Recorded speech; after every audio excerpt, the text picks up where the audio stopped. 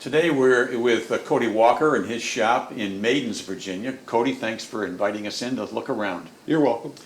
Cody joined Richmond Woodturners in 2015 and is currently the treasurer of our club. He's also involved in the pen turning club in Richmond. Would you like to talk to us a little about the pen turning club? Sure. I got into the pin turning club before I joined the Richmond Woodturners, and actually was encouraged by Bruce Robbins to join the Richmond Woodturners and participate in that group. But prior to that, I was pretty active in the pin turning club. I was part of an effort to try to revive or restart the club that sort of went dormant during the COVID period of time. So we're currently holding meetings every other month, odd numbered months, on the second Thursday of the month. And we have a group that get together and we do demos, we talk about pin turning, talk about segmenting, we talk about casting, all sorts of different topics. And it's really a good basis, I think, to do a lot of other stuff in addition to do a lot of other stuff that would supplement the wood turning aspects and some of the things we do with wood turning. So every other month, second Thursday At Woodcraft. At Woodcraft. At 6 o'clock. 6 o'clock. You were also telling me earlier that there's more to pen turning than meets the eye, and it really introduces you to more turning than you realize. Yeah, I think a lot of people probably think pin turning is just turning a wooden pin, and that's the beginning and the end of it. But when you really get into the pin turning itself, you get into casting. There's different types of casting, making your own blank, casting embedded objects. You get into segmenting. There's Celtic knots. There's very intricate segmenting pins you can do. You also get an introduction to different finishes, different types of finishing approaches. You can also get into bespoke pins or kitless pins, where you can make pins without buying a kit, where you're getting into threading and that sort of stuff. So there's all these levels to pin turning that, to me, make it very fascinating. Interesting.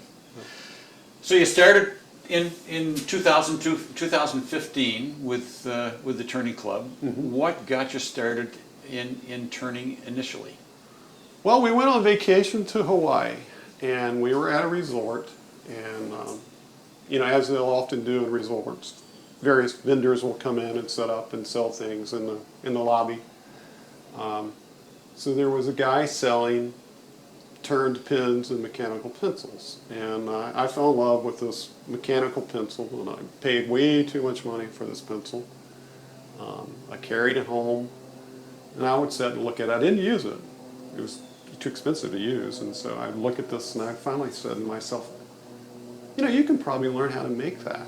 And so I started researching it on the internet, and before you know it, I bought myself a little jet lathe and started teaching myself how to turn pins.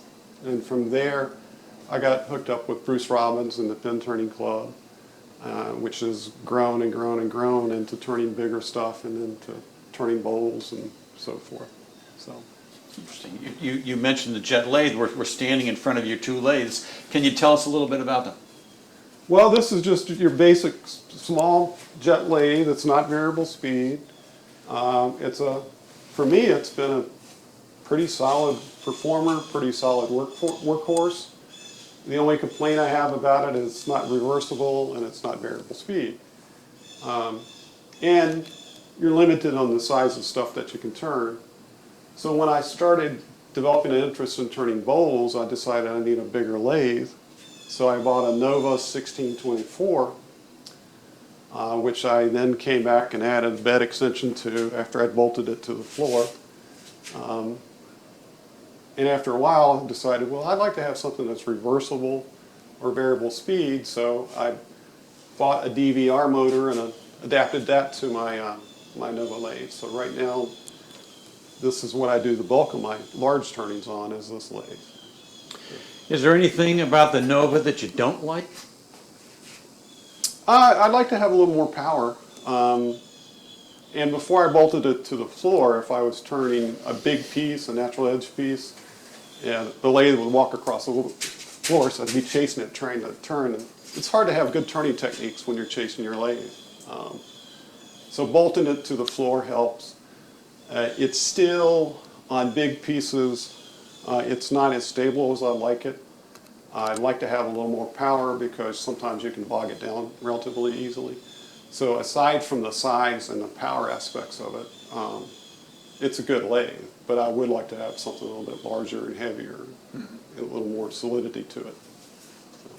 Have you made any jigs for it? I see a couple of things out here. What? Yeah, I've made a few things. I got this idea actually from some of the shop tours. Made a little plate where I can put finishing on the lathe.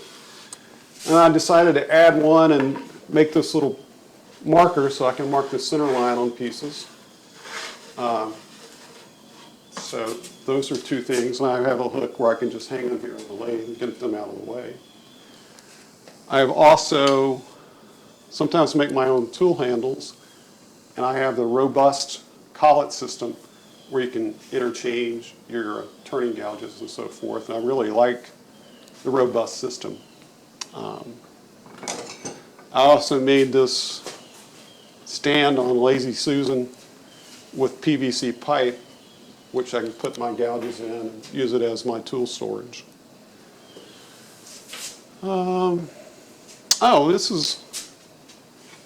This is my sandpaper station. And I have my sandpaper storage here. I have this board with bandsaw blades attached to it where I can use to tear off my sandpaper in various sizes.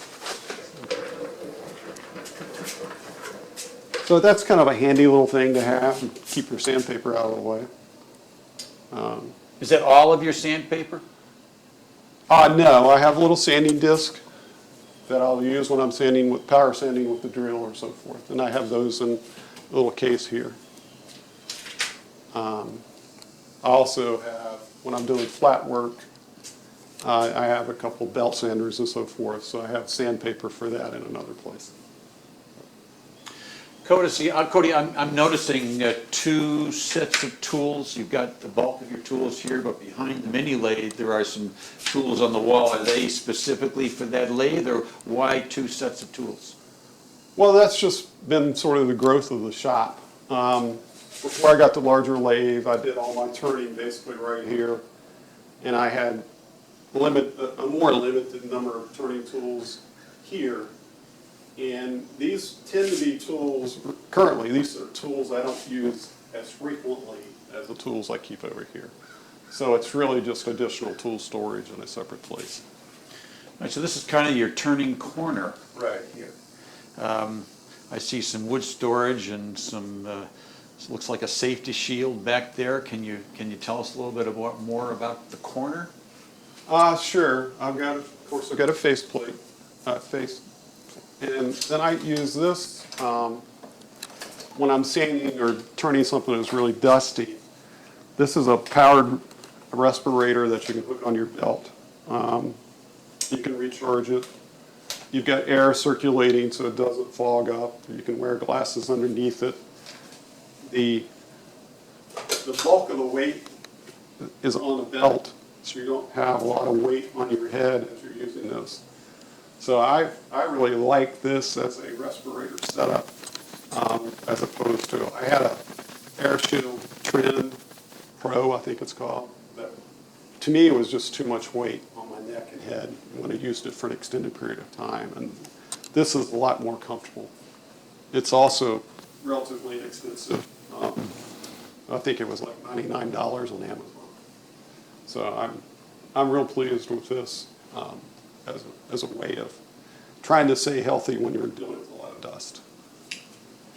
Very interesting. Wonder if you could take a few minutes and just walk me around the shop. Sure. Kind of give me an introduction of Okay. what you have here, because you do flat work as well. I do some flat work, yeah. Oh, this is something I forgot to show. I also made this little light I had laying around, and I made a little bracket for it. So when I'm hollowing or something, I can get a little additional light and see inside it. So that'll mount right there on the lathe. Over here we have a toaster oven. You really don't want to try to warm up your lunch in this toaster oven because I've used it for drying wood, powder. When I do little powder coating projects, I'll use this to cure my powder coating. When I do casting for pin stuff, sometimes I'll use this to help cure my casting projects. But it's great for drying out wood, small pieces of wood, if you want to try to get it a little more seasoned when you're turning it. It's just a cheap toaster oven from Walmart. When I'm doing casting for pin stuff, I have a pressure pot, which is basically a Harbor Freight paint pot that I've modified where I can pressurize it and lock it down and put pressure on whatever it is I'm trying to cast. There's various things on YouTube and various places on how to modify a Harbor Freight pressure pot. It's not ideal. Some people have concerns about the safety aspects of them. This particular one, I keep the pressure down pretty low. I have a turn-off valve. I also can use my compressor and regulate the amount of pressure I put in it. But it's also, at a certain level, the seal is not that solid, so the seal will pop out and acts as a relief valve. So I don't really have any concern about it blowing up in my face. Although I do keep my distance when I have it under pressure. I keep face plates, mandrels, various things in the drawers here, like Forstner bits. I have some bigger, stabilizer and so forth. I keep that stored in this rolling cabinet. I can move the cabinet out and get the storage behind it as well. I can keep some finishes available here on the shelf where I can reach them whenever I'm trying to finish on the lathe. Over here, I have a bandsaw. This is a jig I made for the bandsaw for doing Celtic knot pins. I can clamp my blank right here, cut a slot in it, and I glue in my segment and then keep turning it to do the various segments of the Celtic knots. This is my carving stand that I made. I can move it around to where I want to use it. I've got a Fordham mounted on it with a variable speed control here. Got my bits here. I keep a saw for cutting off when I want to cut something off on the lathe. I've got an extra light. So this is sort of my carving stand that I've made. Of course, I have my drill press. Here I have my sharpening station. And I usually keep a metal cutting blade on this saw if I ever want to cut something metallic. Cody, I see a couple of CBN wheels on your grinder. Why CBN, and what grits do you use? I have a 350 and a 180. I have the Wolverine's sharpening system. I went to CBN because I didn't like the dust that would tend to collect a lot when I was grinding with the regular stone wheels. And I find these to be cleaner and just more convenient. Over here I have just a chop saw that I will use if I want to chop something. I've got a series of round pieces that if I want to rough out a piece of wood and a piece of plank, I'll just put a screw through it, put it on top of it, and then I have a guide where I can cut it on the bandsaw or even with a chainsaw.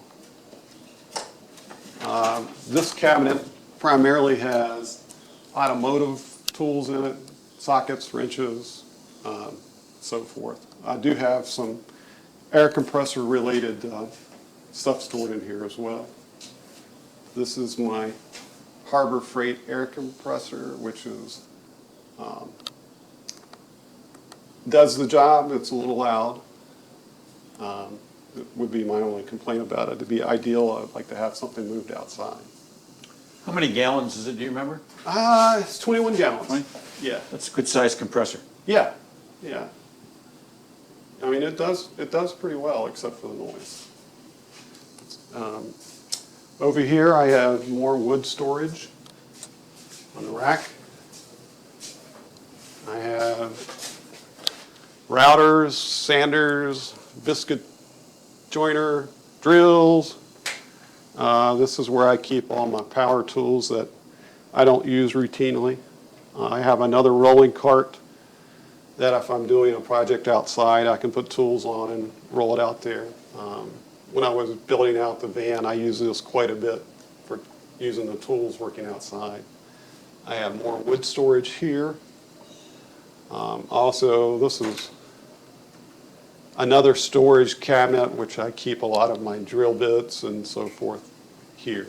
So, and this is just more household storage stuff. Interesting. So we're in a two-car garage. You've got lots of room lots of open floor space to work on your flat work.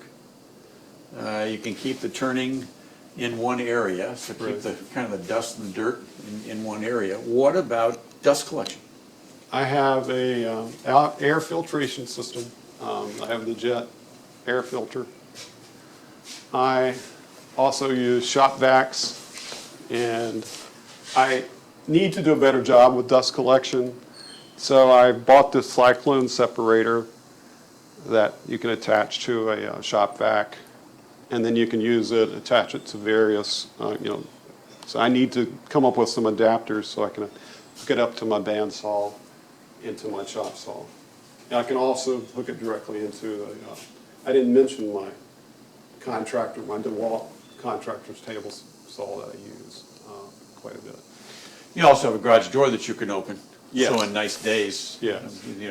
The air will change itself. Yeah. My shops doesn't have any external, or doesn't have any additional heating or cooling. The air handler for the house is here in the garage. So I get enough heat or cooling from that where I can pretty much work in the shop year round.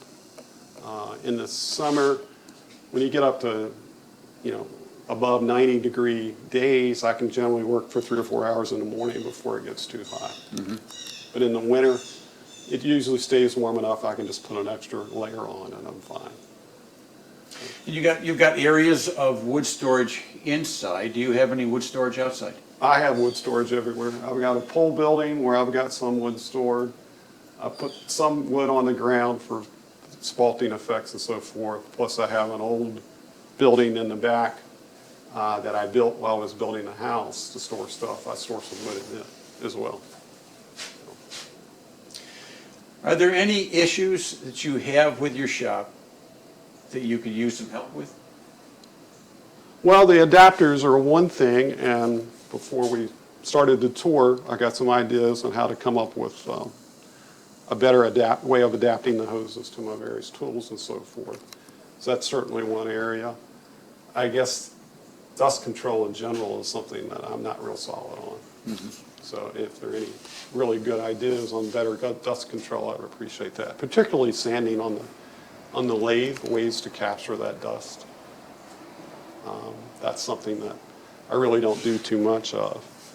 I do try to keep a large trash can here that I get my wood shavings and keep it cleaned up into that. One issue I have is with the garage being attached to the house, it's really convenient for me to come out here and do some work and so forth, but it's also convenient for my wife to come out and yell at me when I've done something wrong too. The other thing is I tend to track stuff into the house when I'm out here working on a project, which can get me into trouble sometimes as well. So there's pluses and minuses to having the access to the house as close as it is. Well, this is quite a shop. You've got a facility for wood turning, a facility for flat working, a facility for auto mechanics. Pretty versatile guy. Well, I dabble in a lot of stuff. Well, we really appreciate the having the opportunity to look around the shop. If anyone who's watching has any questions, would you mind if we shared your contact information? Not at all. Cody his telephone number is in the club roster, and if you'd like to email him, it is C Walker, that's CWALKER 934 @gmail.com. Yep. Again, Cody, thank you very much. We You're appreciate welcome. it.